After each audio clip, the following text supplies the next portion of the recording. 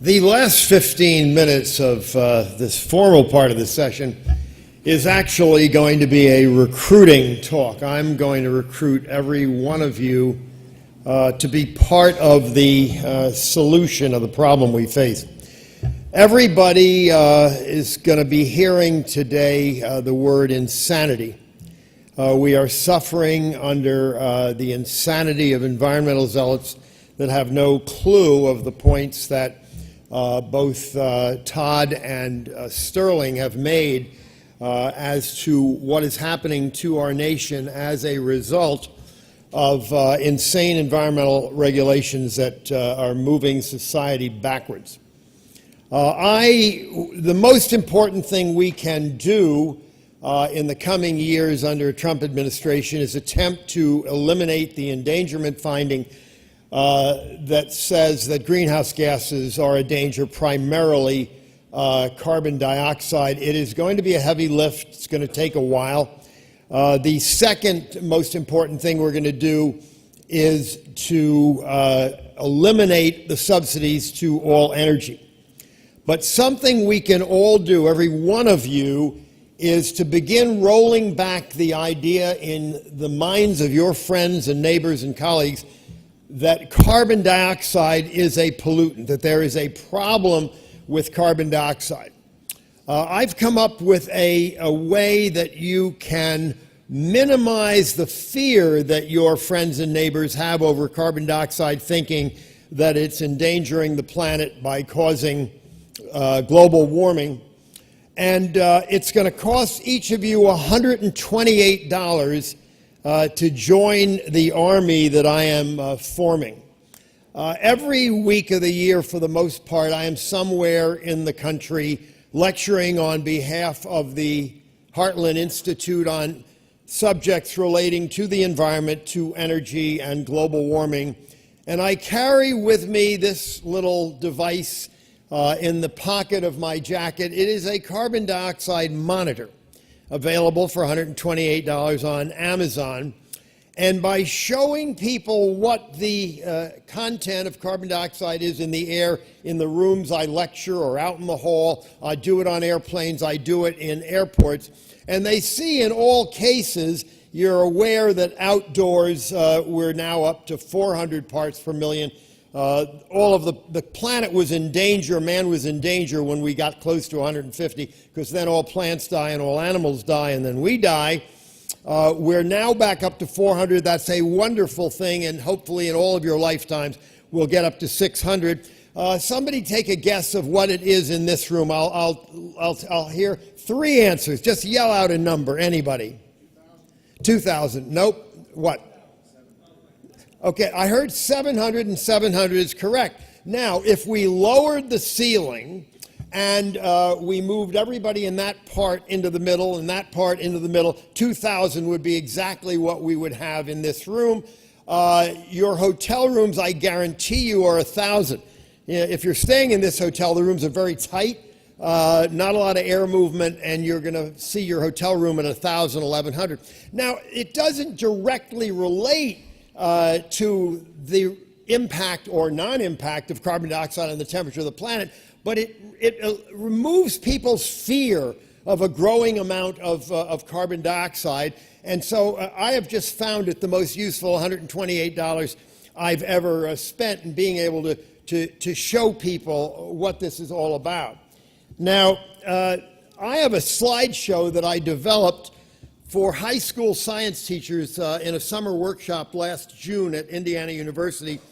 And I had a classroom. The idea of the slideshow was to convince people not to fear carbon dioxide or global warming as a result of it. And I had 20 students in the class, and I had a vote at the beginning. How many of you think carbon dioxide is a hazard and warming the planet, and how many don't? I had a split right down the middle. 10 for and 10 against. I proceeded to show them 45 slides I developed, which were irrefutable facts. There were not charts and graphs or math or anything like that. There were just facts that you can't argue with. And after 2.5 hours, it was a 2.5-hour seminar, I took a vote again, and it was 19 agreeing with me, and there was one holdout, and I think he was just holding out to be a problem. He was just kind of like doing it. That slideshow, I'm going to show you 7 or 8 of the slides relating to carbon dioxide, but it's available. You could just contact me at Heartland, be happy to send it to you. But we know that we have 900,000 years of carbon dioxide records, and we know that it's gone up and down in 1,500-year cycles, but we always know that first the Earth warms and then the carbon dioxide increases, and that's obviously logical because most of the carbon dioxide on the planet is in oceans, and the oceans hold more carbon dioxide when the water is cold. So when the air warms, when the planet warms for whatever reasons, it has to do with the sun. You know all about mathematical models that predict changes in the planet's temperature. Would you believe none of the mathematical models deal with the sun? They don't think the sun has anything to do with the temperature of the planet. It's kind of absurd. It's insane. You should be hearing the word insane all through the meetings today. But in fact, that's what controls the planet's temperature. So when the temperature goes up, carbon dioxide eventually increases because it comes out of the oceans. We know for sure that when the dinosaurs worked the Earth, the content of carbon dioxide was about 1,800. It's about 400 now. And if you think in your mind, if you were to conjure up a picture right now of dinosaurs walking the Earth, that picture would contain lush vegetation. You all know that. You all know that. And there was lush vegetation because there was a lot more carbon dioxide than there is now. So greenhouse gases were responsible for increases in global.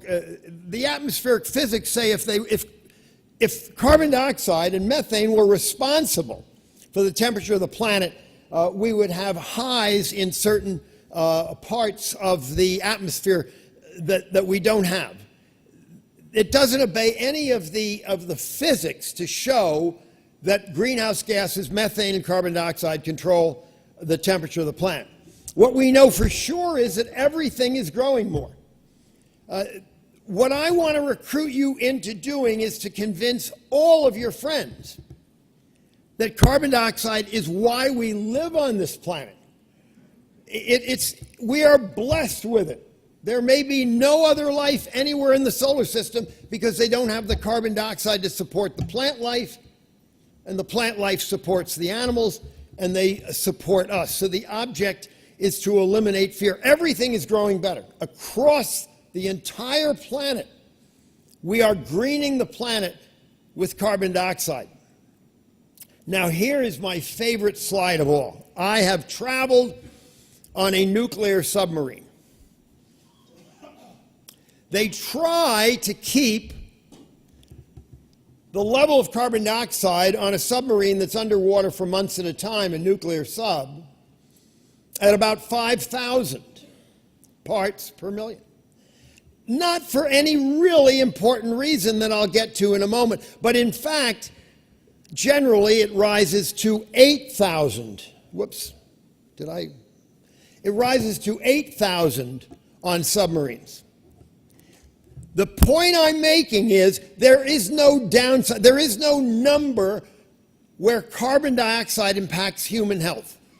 I've only found one. There is some evidence that at 18,000 parts per million, some people get a little woozy. And that may be because the high carbon dioxide content is perhaps causing a reduction in the oxygen content in a relatively closed space. So you're all capable of convincing your friends and neighbors there is no downside to carbon dioxide. It is the breath of life.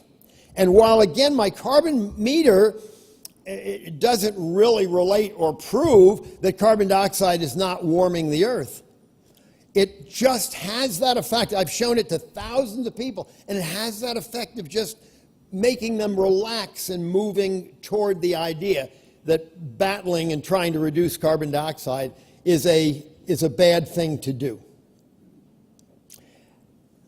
back to the 150 parts per million. This planet was being starved of carbon dioxide. The beginning of World War II, it was 280. 150, life is over. We are so fortunate that our factories and our power plants and our automobiles have driven the carbon dioxide level up to 400, and as I said, I hope you all live to see it at 600. And for those people who you can't get to move off the idea that there's something wrong with carbon dioxide, natural gas produces less of it, so they shouldn't be opposed to hydraulic fracturing that is making energy a major boom in this country. Should not be opposed to it. But I'm unsure that you want to use anything that puts in their mind that there's a negative side of carbon dioxide. There simply is not. So back to the monitor. This monitor is accurate to 5%. Right now it's reading 715, so it could be 750, it could be 680 for $128. You want to spend $500 for a monitor, it'll be accurate to less than 1%. And so I'm very serious about this. If you care enough, I think everybody at this conference really believes that fossil fuel is not a danger to the planet. You're going to see lectures all day long. You've already seen some that are going to show the insanity of trying to eliminate greenhouse gases, the insanity of trying to eliminate fossil fuels is a disaster, a catastrophe for the planet. But I believe that disabusing the population of the idea that there are any negatives to carbon dioxide. Other things you know is that more people die prematurely from cold than from heat. It's somewhere between 5 and 15 times more premature death. So there's nothing bad about warming, even if carbon dioxide causes it, but it doesn't. Again, I want to go back every time.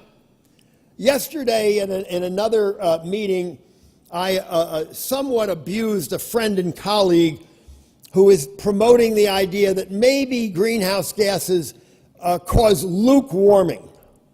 And I called him out for that because you give them an inch and they take a mile. It is my opinion that increases in carbon dioxide create no measurable increase in the planet's temperature if in fact it were a bad thing, and it really doesn't matter. But carbon dioxide is all positive, not at all negative, and the more that you will help disabuse your friends of thinking there's anything bad about carbon dioxide, and I guarantee you that monitor will help. You're promoting the cause of turning the country around, which Mr. Trump is trying to do, but we need a lot of people and a lot of help, and this is one way you actually can participate. Thank you.